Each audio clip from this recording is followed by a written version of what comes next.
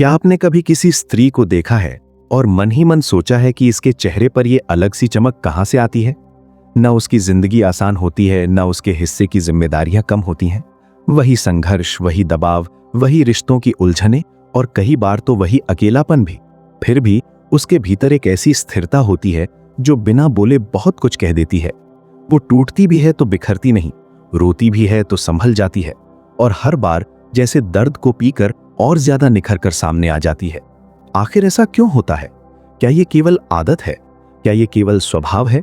या फिर इसके पीछे कोई ऐसा आध्यात्मिक नियम है जिसे हम समझ नहीं पाते? परमहंस योगानंद कहते हैं, ईश्वर किसी को भी विशेष शक्ति यूं ही नहीं देता। वो शक्ति न बाहरी सुंदरता से आती है, न पैसे से, न पद से, न किसी तारीफ से। वो शक्ति आती है भीतर की जागृति से, आत्मा के उस संबंध से जो सीधे ईश्वर से जुड़ता है, और उस करुणा से जो चोट खाकर भी जिंदा रहती है। योगानंद बार बार याद दिलाते हैं कि आत्मा न स्त्री है न पुरुष, आत्मा शुद्ध चेतना है। लेकिन जब वही आत्मा स्त्री शरीर में आती है तो उसे कुछ ऐसे अनुभवों से गुजरने का अवसर मिलता है जो संवेदनशीलता को गहरा करते हैं, धैर्य को मजबूत करते हैं, त्याग को अर्थ देते हैं और प्रेम को इतना विस्तृत कर देते हैं कि वो केवल भाव नहीं, शक्ति बन जाता है। यही अनुभव अगर जागरूकता के साथ जिए जाए तो वही स्त्री ईश्वर की विशेष शक्ति का माध्यम बन जाती है। कष्ट तो हर किसी को मिलते हैं, लेकिन स्त्री अक्सर उन्हें बिना शोर के सहती है। वो घर की धुरी बनती है, रिश्तों को जोड़ती है, टूटे हुए मनों को संभालती है और अपने आंसू अक्सर अपने भीतर ही रख लेती है। योगानंद के अनुसार करुणा कमजोरी नहीं बल्कि ईश्वर का दिव्य गुण है। जब कोई स्त्री अपने भीतर की करुणा को नफरत में बदलने नहीं देती, जब वो अपमान के बाद भी अपने भीतर की पवित्रता को बचाए रखती है, तब वो साधारण नहीं रहती। ईश्वर उसे विशेष शक्ति इसलिए देता है क्योंकि वो उस शक्ति का दुरुपयोग नहीं करती। वो बदले की आग में नहीं चलती, वो उसी आग को प्रार्थना में बदल देती है। और यहीं से जीवन का एक मूड शुरू होता है, जहां स्त्री केवल भूमिका नहीं रहती, वो चेतना का स्रोत बन जाती है। उसकी उपस्थिति वातावरण बदल देती है, उसके शब्द थके हुए मन में उम्मीद डाल देते हैं, और उसकी मौन प्रार्थना भी अदृश्य रूप से कर्मों की दिशा बदल सकती है।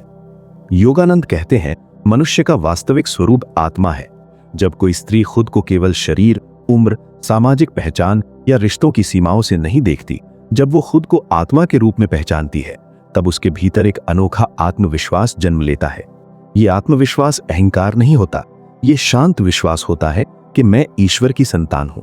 ऐसी स्त्री परिस्थितियों से प्रभावित तो होती है, लेकिन परिभाषित नहीं होती। दुनिया उसे ठुकरा दे तब भी वो खुद को नहीं ठुकराती, क्योंकि उसका आधार भीतर होता है। यही आंतरिक आधार ईश्वर की विशेष शक्ति को आकर्षित करता है। ईश्वर उसी पात्र को भरता है जो भीतर से विनम्र हो, जो ये स्वीकार करे कि सब कुछ उसकी कृपा से है। जब स्त्री अपने अहम को ढीला छोड़कर सेवा का मार्ग चुनती है, तब उसकी चेतना फैलने लगती है। वो केवल मैं तक सीमित नहीं रहती, वो हम में बदल जाती है, और जहां हम की भावना होती है वहां ईश्वर का प्रवाह स्वाभाविक हो जाता है। आपने देखा होगा, कुछ स्त्रियां असाधारण पीड़ा के बाद भी दूसरों के लिए प्रेरणा बन जाती हैं। उनका जीवन संघर्षों से भरा होता है, लेकिन वे कड़वाहट से भरी नहीं होती। योगानंद के कर्म सिद्धांत के अनुसार हर आत्मा अपने पिछले कर्मों के आधार पर अनुभवों से गुजरती है, लेकिन उन अनुभवों पर हमारी प्रतिक्रिया भविष्य का कर्म बनाती है। अगर स्त्री अपने कष्ट को घृणा में बदल दे तो कर्म का चक्र भारी हो जाता है, लेकिन वही कष्ट उसे गहराई, करुणा और ईश्वर के निकट ले जाए तो वही कष्ट वरदान बन जाता है। यही आध्यात्मिक रसायन है, जहां दर्द शक्ति में बदलता है। ऐसी स्त्री को ईश्वर विशेष शक्ति इसलिए देता है क्योंकि उसने अपने दर्द को प्रार्थना में बदलना सीख लिया होता है। उसने अपने आंसुओं को शिकायत नहीं बनाया, उसने उन्हें समर्पण बना दिया। और समर्पण का अर्थ हार मान लेना नहीं है। समर्पण का अर्थ है, हे ईश्वर, मैं परिस्थिति से बड़ी नहीं हूं, लेकिन तू मुझसे बड़ा है। जब ये भाव हृदय में बैठता है, तब भय ढलने लगता है। स्त्री समझने लगती है कि हर परिस्थिति अस्थायी है, हर अपमान क्षणिक है, हर कठिनाई एक चरण है। यही समझ उसे भीतर से अडिग बनाती है। उसका मौन भी प्रभावशाली हो जाता है, क्योंकि वो प्रतिक्रिया से नहीं, समझ से जन्मा होता है। धीरे धीरे उसके भीतर अंतर्ज्ञान जागता है। वो केवल शब्द नहीं पढ़ती, वो भाव पढ़ने लगती है। वो केवल घटनाएं नहीं देखती, वो ऊर्जा महसूस करने लगती है। यह अंतर्ज्ञान ईश्वर की विशेष देन है, और ये उसी को मिलता है जिसने मन को शांत करना सीख लिया हो। योगानंद ध्यान को आत्मा से मिलने का द्वार बताते हैं। जब स्त्री ध्यान, प्रार्थना या मौन चिंतन से भीतर उतरती है, तब उसे अपनी वास्तविक शक्ति का अनुभव होने लगता है।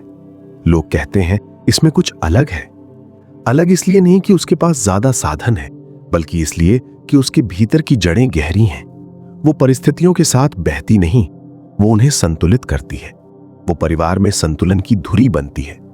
उसकी उपस्थिति बच्चों के संस्कारों को आकार देती है। उसके शब्द जीवन साथी के मन को स्थिर कर सकते हैं और उसका दृष्टिकोण पूरे घर की दिशा बदल सकता है। योगानंद कहते हैं विचार ऊर्जा है। अगर स्त्री के विचार शांत, सकारात्मक और ईश्वर पर टिके हों तो वे वातावरण को अदृश्य रूप से बदलते हैं। इसलिए ईश्वर विशेष शक्ति उसी को देता है जो अपने विचारों को शुद्ध रखने का प्रयास करे, जो चुगली, ईर्ष्या और नकारात्मकता से ऊपर उठने का साहस रखे। यह आसान नहीं है, लेकिन जो इस मार्ग पर टिकती है वही विशेष बनती है। अब आता है एक बहुत गहरा गुण, क्षमा। क्षमा कमजोरी नहीं, आत्मबल की पहचान है। जब स्त्री क्षमा करती है तो वो सामने वाले को नहीं, खुद को मुक्त करती है। वो अतीत की जंजीरें तोड़ देती है। योगानंद कहते हैं द्वेष मन को बांधता है और ध्यान को असंभव कर देता है। अगर मन अशांत है तो आत्मा की आवाज सुनाई नहीं देती। इसलिए जो स्त्री क्षमा का अभ्यास करती है वो अपनी ऊर्जा बचा लेती है। वही ऊर्जा आगे चलकर उसकी विशेष शक्ति बनती है। वो दूसरों की गलतियों का बोझ उठाकर नहीं चलती, वो उन्हें ईश्वर को सौंप देती है। ये भाव उसे हल्का करता है और हल्का मन ही ऊंचा उठता है। लेकिन ये शक्ति केवल साधना से नहीं आती, ये आत्मसम्मान से भी जुड़ी है। ऐसी स्त्री विनम्र होती है पर खुद को कम नहीं आंकती। वो जानती है कि सेवा का अर्थ खुद को मिटा देना नहीं, बल्कि खुद को सही रूप में पहचानना है। अगर वो अपना सम्मान नहीं करेगी तो वो दूसरों को सच्चा प्रेम भी नहीं दे पाएगी। इसलिए वो सीमाएं बनाना सीखती है। वो ना कहना भी सीखती है जब जरूरी हो। यही संतुलन उसे परिपक्व बनाता है। योगानंद ने जीवन में संतुलन को अनिवार्य कहा, न अत्यधिक कठोरता, न अत्यधिक लचीलापन। जब स्त्री यह संतुलन समझ लेती है तब उसका व्यक्तित्व स्थिर हो जाता है और स्थिरता ही शक्ति है। धीरे धीरे उसकी पहचान बाहरी भूमिकाओं से ऊपर उठने लगती है। वो केवल किसी की बेटी, पत्नी या मां नहीं रहती, वो जागृत आत्मा बन जाती है। उसका जीवन संदेश बन जाता है। वो बिना मंच के भी प्रेरणा बन सकती है, बिना प्रसिद्धि के भी असर डाल सकती है।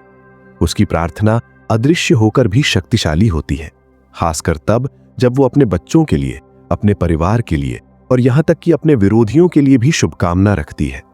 तब उसकी चेतना फैलती है। यही विस्तार ईश्वर की विशेष शक्ति को आकर्षित करता है। ईश्वर उस हृदय में प्रवाहित होता है जो संकीर्ण नहीं होता। अंत में ऐसी स्त्री की सबसे बड़ी पहचान यही होती है कि वो खुद को परिस्थिति की शिकार नहीं मानती, वो जीवन को कर्मों की यात्रा मानती है। वो जानती है कि हर अनुभव उसे आत्मा के निकट लाने आया है। वो हार को भी पाठ मानती है और सफलता को भी विनम्रता से लेती है। उसे ये साफ दिखता है कि उसकी पहचान शरीर नहीं, आत्मा है। और जब ये बोध स्थायी होता है तब भय कमजोर हो जाता है। जहां भय नहीं वहां स्वतंत्रता है, और जहां स्वतंत्रता है वहीं ईश्वर की विशेष शक्ति प्रकट होती है। ऐसी स्त्री कोई दुर्लभ चमत्कार नहीं है, वो हर घर में हो सकती है। फर्क केवल जागरूकता का है। जो अपने भीतर की आत्मा को पहचान ले, जो अपने दर्द को घृणा में ना बदले, जो सेवा और प्रेम को अपना मार्ग बनाए, उसी को ईश्वर विशेष शक्ति देता है। और जब वो शक्ति प्रकट होती है तो उसका जीवन केवल उसका नहीं रहता, वो अनेक जीवनों के लिए प्रकाश बन जाता है। अब जरा अपने भीतर देखिए, क्या आपके भीतर करुणा बची हुई है? क्या आप अपने आत्मसम्मान को पहचानती हैं? क्या आप प्रार्थना से अपने मन को शांत कर सकती हैं? अगर हां, तो समझ लीजिए कि वो शक्ति पहले से आपके भीतर बीज के रूप में मौजूद है। उसे बस जागृत करना है। और अगर आप किसी ऐसी स्त्री को जानते हैं जो चुपचाप सब संभालती है, तो आज उसके योगदान को पहचानिए, उसका सम्मान कीजिए, क्योंकि वो केवल एक संबंध नहीं हो सकती, वो ईश्वर की ऊर्जा का माध्यम भी हो सकती है। अब एक वाक्य अपने लिए तय कीजिए और मन में दोहराइए, मैं अपनी आत्मिक शक्ति को जागृत करूंगी। मैं भय नहीं, प्रेम चुनूंगी। मैं अपने विचारों को शुद्ध रखूंगी और मैं ईश्वर को अपने भीतर महसूस करूंगी। क्योंकि जब स्त्री अपनी आत्मा को पहचान लेती है, तब केवल उसका जीवन नहीं बदलता, पूरी पीढ़ियों की दिशा बदल सकती है। ये है वही दिव्य शक्ति जिसे ईश्वर विशेष रूप से जागृत करता है, आज से, अभी से, यहीं से।